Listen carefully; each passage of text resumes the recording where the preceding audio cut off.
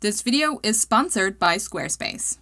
Warhammer presents a vast universe filled with villains, lesser villains, and everything in between.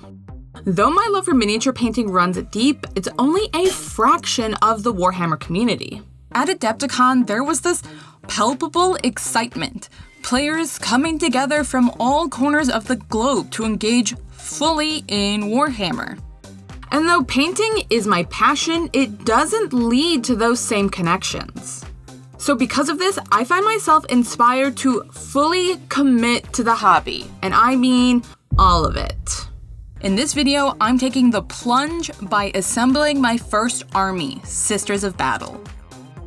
And at the end, we'll talk about what I learned and why I actually may end up redoing the whole thing. As I'm just at the beginning of my Warhammer journey, I chose versatility for my first models. Choosing the novitiates from Kill Team seemed like the perfect choice, as they work for both Kill Team and Warhammer 40k. I also thought the lore of these being the newbies testing their mettle in the crucible of battle adds a compelling layer to their narratives. Although I do eventually aim to play, painting and lore are still my top two favorite things about the community. So having interesting lore is a big deal to me. So let's start assembling.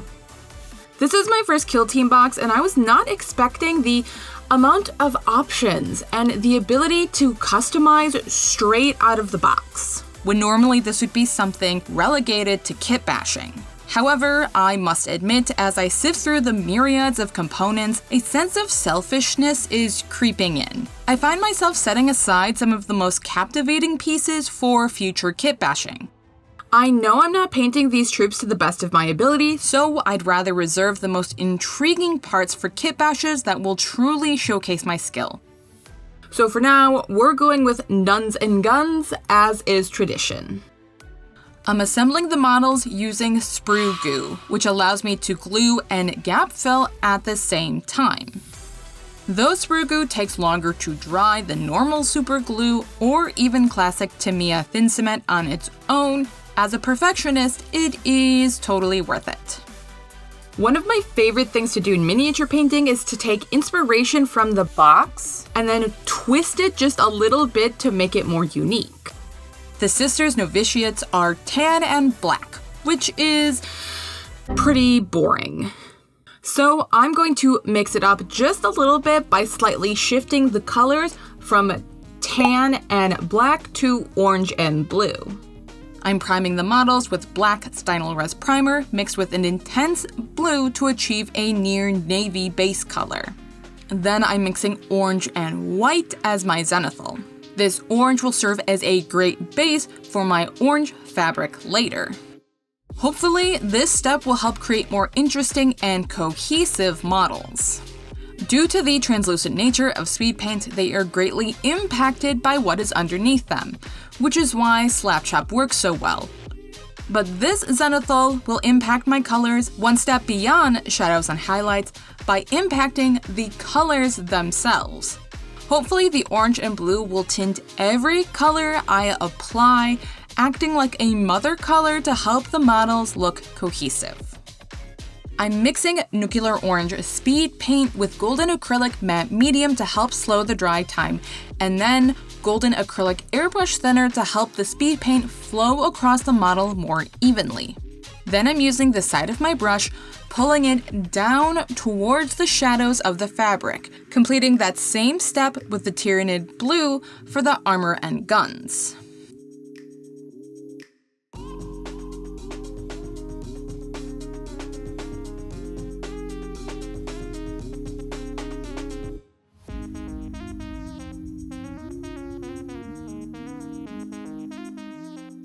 Painting an army can be hard work, but creating a stunning website is easier than ever with Squarespace's new guided design system, Squarespace Blueprint.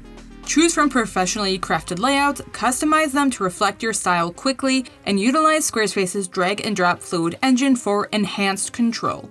Seamlessly integrate your social media and accelerate your growth with integrated, optimized SEO tools. Seriously, Squarespace Blueprint is magic, and I can only dream of army painting one day being this easy. So whether you're selling online courses, physical products, or just showing off your work, get some time back for painting your army by using Squarespace. When you're ready to start, head to squarespace.com for a free trial, and when you're ready to launch, use code LYLAMEV to save 10% off your first purchase of a website or domain. Alright, back to painting. Next, I'm picking out the details with white, the pauldron details and the head covering, as well as any areas that will be painted gold and silver later. My application wasn't perfect, so it's time for some quick cleanup with a mixture of orange and black to match my speed paint application, as well as adding gold and silver, brown for the belts, tan for the banners and paper, and finally a skin tone. Did you know that not all Sisters of Battle have white hair? It's only a certain sect that has that tradition. This tradition began when the founding member met the God Emperor himself, and in his presence, her hair turned white. Okay, let's add our washes. To reinforce my orange and blue color scheme, I'm placing Raglan Flesh Shade on the skin and gold and paper, and then a very thin Drakenhof Nightshade to the white areas. But this is my first snag. While the blue worked perfectly on the white details, it was hit and miss on the veils. Some of it looks great on, while others, not so much. I'm not entirely sure what went wrong here. Some of these veils just look like they have had bad tie-dye. But knowing me and the perfectionist that I am, even though this is an army, I can't leave it like this. Normally, I would create a glaze using an opaque paint and a glaze medium, but glazing white is difficult due to the larger pigment size. So instead, I'm using Cuttlefish Colors White Night, thinned down with some Merlin Magic Medium. Cuttlefish Colors are basically glazes right out of the bottle, so I don't have to worry about pigment breakdown or other annoying problems no one wants to deal with. Over the course of several layers, I'm slowly erasing those coffee stains as well as building up to pure white highlights on the edge of the fabric. I'm not a huge fan of the Cuttlefish colors for general painting, but these are amazing with contrast or speed paint. Oh, hi! To add interest to the model, let's dry brush the guns and age the leather of the belt and bags. The fastest way to paint these guns is dry brushing, but the poses of the models make that difficult. So I'm creating the smallest of small dome brushes by trimming half the bristles off a brush which otherwise was sentenced to glue or texture paste. I'm not sure which fate is worse for the brush, but I'm quite happy with my sacrifice. I'm building up colors starting with a near black metallic paint up to a near white metallic paint, using a lighter and lighter touch as I go, finishing it off with some edge highlights using a pure metallic white. This is to make sure that the guns stand out from the dark armor. For the leather, I want a worn, aged look, though now that I'm thinking about it, that doesn't necessarily make sense with the novitiates. Maybe they're hand-me-downs. Leather gets lighter as it ages, which occurs especially around edges that get touched or twisted frequently. To create that aged leather texture, I'm loosely edge highlighting with a very light color, though I am being careful not to hit the black or orange, while also dragging the brush across areas where the bags would receive heavy wear. Then, very quickly before the paint dries, I'm dabbing my fingers onto the paint to create that distressed pattern. This might seem like too much contrast, but applying a wash over top will help tie the colors together.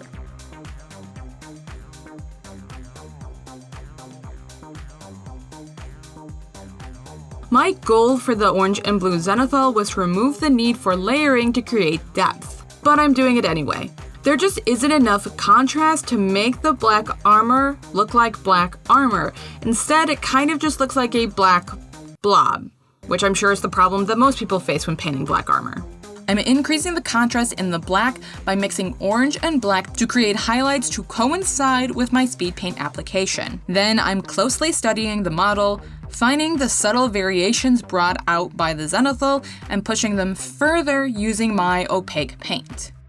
I'm catching the side of the pauldron, the tops of the knee pads, as well as calf and heel on this bent leg, her forearm, you get the idea. Repeating the same steps until I have reached a rather ugly highlight color. Luckily on the model, it works just fine.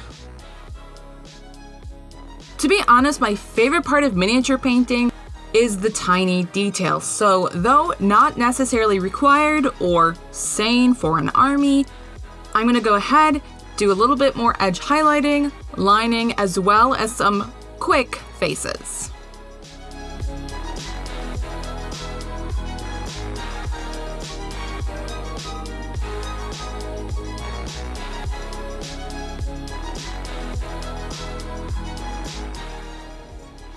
As I prepare to release my almost completed set, there is one thing that's been gnawing at me this whole video.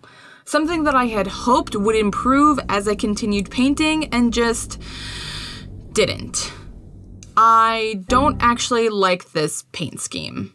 While I am thrilled that I almost completed my first set of troops, I learned a lot more than I was bargaining for. Looking at these figures now, I see they simply don't fit with the rest of my Sisters of Battle collection.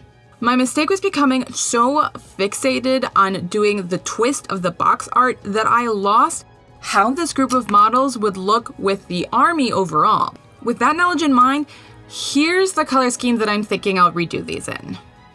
First, I'll give them this cold bluish purple armor, which will tie in nicely to the bluish green that I use for all the other Sisters of Battle. Then, instead of red or pink fabric, we will use orange, both to make sure the two groups look different, but also again to sort of tie into the box art. In description, this sounds really similar to my first concept, but obviously I got lost along the way and my original concept is not what I executed. And although it sounds silly, I'm choosing to view this as a victory. I'm absolutely certain I am not the only person who has made this sort of mistake, and I kind of feel like that I have just achieved some sort of rite of passage into the community. So, in the comments, let me know, have you ever experienced anything like this in your painting journey? The best way to support me is to join me on Patreon, buy merch, or use any of the affiliate links in my description box. Alright, that's it from me. Thanks for watching. I'll see you next time.